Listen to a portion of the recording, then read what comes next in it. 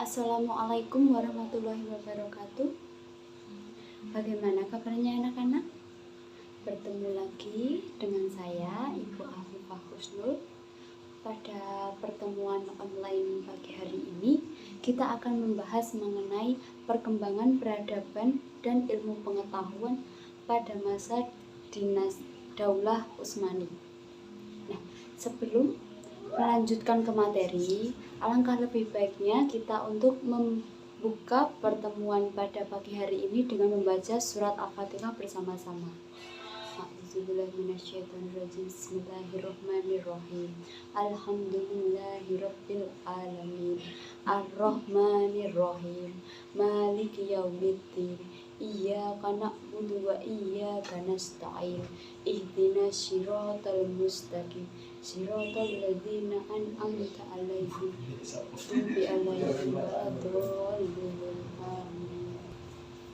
Nah, setelah selesai berdoa, sekarang anak-anak bisa melakukan presensi melalui WhatsApp group dengan menyebutkan nama dan nomor absen terlebih dahulu. Pada pertemuan sebelumnya, kita telah membahas mengenai sejarah lahirnya Daulah Utsmani. Nah, apakah masih ada yang ingat mengenai sejarah lahirnya Daulah Utsmani? Berdirinya Daulah Utsmani adalah kelanjutan dari Daulah Abbasiyah. Daulah Utsmani merupakan berasal dari Turki, lebih tepatnya dari suku Kayi. Pada pertemuan pagi hari ini, kita akan membahas mengenai dua materi.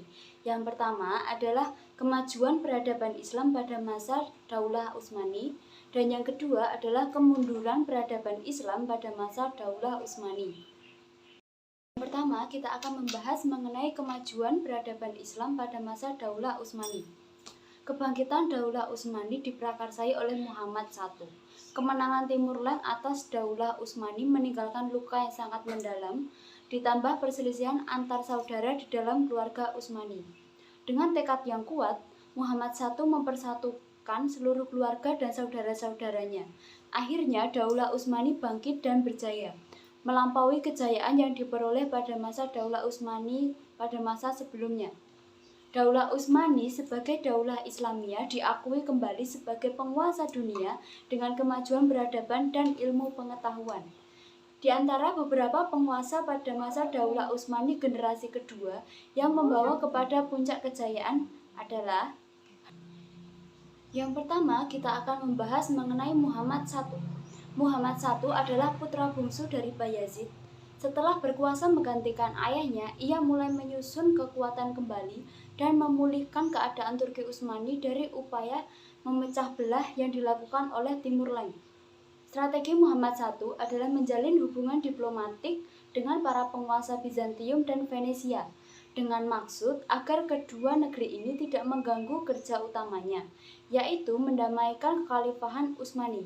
Berkat usahanya yang gigih, Muhammad I berhasil mengangkat citra Daulah Utsmani sehingga dapat berjaya kembali, yaitu dengan menyusun pemerintahan, memperkuat tentara, dan memperbaiki kesejahteraan kehidupan masyarakat. Sultan Muhammad I adalah sosok yang sangat cinta kedamaian dan ilmu pengetahuan. Pada tahun 824 Hijriah atau 1421 Masehi, Sultan Muhammad I meninggal dunia di kota Urnah dalam usia 43 tahun. Selanjutnya, yang kedua adalah Murad II. Murad II menggantikan ayahandanya yaitu Muhammad I pada usia 18 tahun. Dia dikenal sebagai penyair dan orang yang mencintai ulama. Cita-cita Sultan Murad II adalah melanjutkan usaha perjuangan Muhammad I.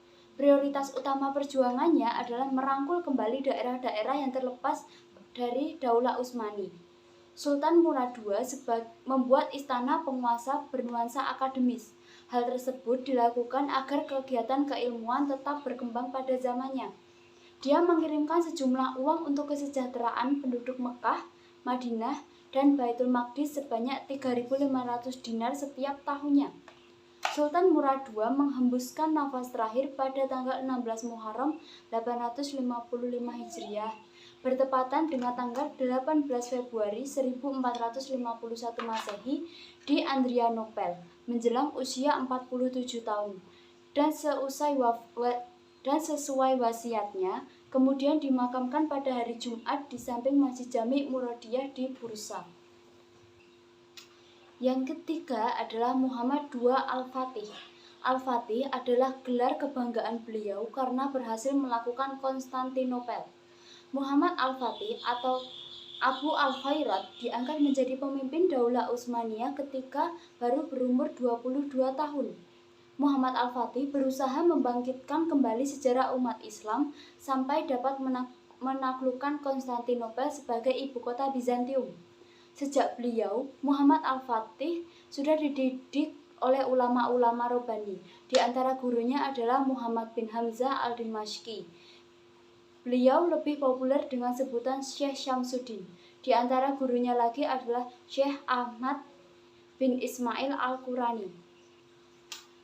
Setelah memasuki Konstantinopel, di sana terdapat sebuah gereja yang bernama Hagia Sophia atau Hagia Sophia. Al-Fatih memasuki gereja tersebut yang digunakan sebagai tempat perlindungan terakhir para pendeta, rohib, dan masyarakat. Al-Fatih dengan kebaikan akhlaknya memberikan setiap kebijaksanaannya dan perlindungannya kepada seluruh penduduk Konstantinopel.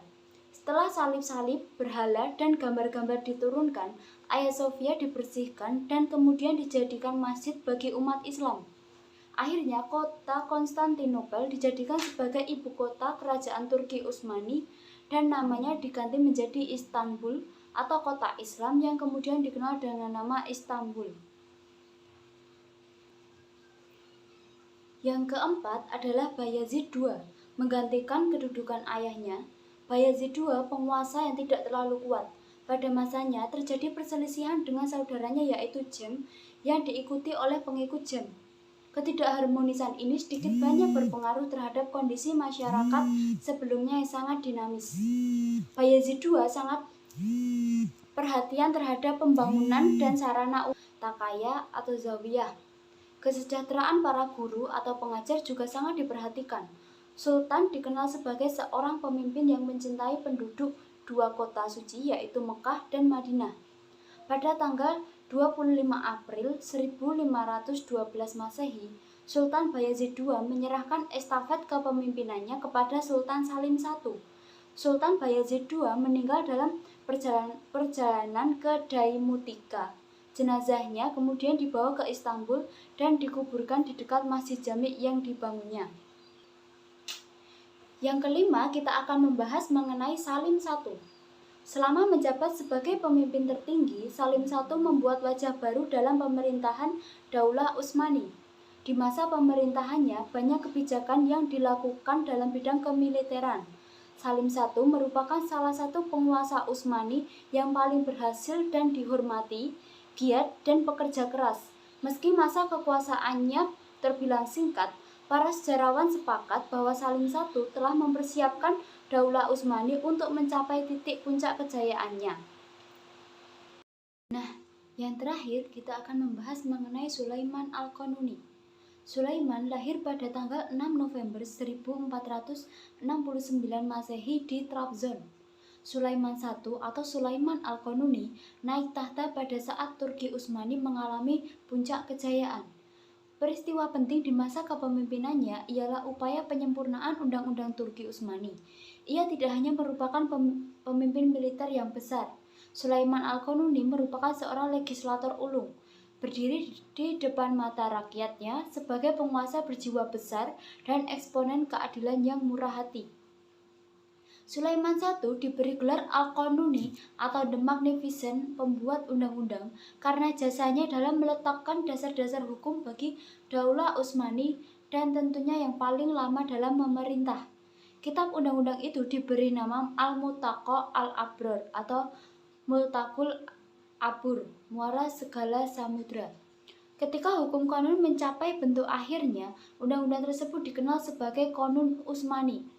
Undang-undang tersebut diterapkan selama lebih dari 300 tahun. Sulaiman Al-Qanuni melakukan pembangunan yang fenomenal. Pembangunan Masjid Sulaiman 81 masjid jami, 52 masjid kecil, 55 madrasah, 7 asrama pelajar, 7 buah takiyah atau tempat pemberi makan fakir miskin, 7 jembatan, 33 istana, 18 pesanggerahan, 5 museum, dan 33 pemandian umum. Dalam sebuah dokumen yang dibuat pada tahun 1526, terdaftar 40 kelompok seniman dengan lebih dari 600 anggota. Seniman itu bekerja di istana, meliputi pelukis, penjilid buku, penjahit pakaian dari bulu, pengrajin penghiasan, dan penempa emas. Istanbul menjelma menjadi pusat kesenian visual, musik, penulisan, serta filsafat. Inilah periode yang paling kreatif dalam sejarah Daulah Utsmani. Daulah Utsmani pada saat itu telah menjadi kekuatan yang disegani di dunia. Penaklukan yang dilakukan Sulaiman Al-Qanuni menyebabkan kesultanan menguasai kota-kota besar Islam di Mekah, seperti Mekah, Madinah, Yerusalem, Damaskus, dan Baghdad. Sebagian besar di Balkan serta sebagian besar di Afrika Utara. Bagaimanapun juga, pemerintah pada masa Sulaiman Al-Qanuni merupakan representasi puncak kejayaan politik Daulah Utsmani dan puncak keemasan pemerintahan Utsmani yang menjangkau sampai 3 benua. Sultan Sulaiman Al-Qanuni wafat pada tanggal 5 September 1566 Masehi. Hari itu adalah hari yang penuh duka cita. Umat Islam merasakan kesedihan dan kehilangan yang sangat mendalam. Pada bab selanjutnya kita akan membahas mengenai bab kedua, yaitu kemunduran peradaban Islam pada masa Daulah Utsmaniyah. Mundurnya Daulah Utsmani ditandai dengan kebangkitan bangsa Eropa atau bangsa Barat. Hal ini disebabkan karena lemahnya penguasa Daulah Utsmani dan lemahnya sistem pemerintahan.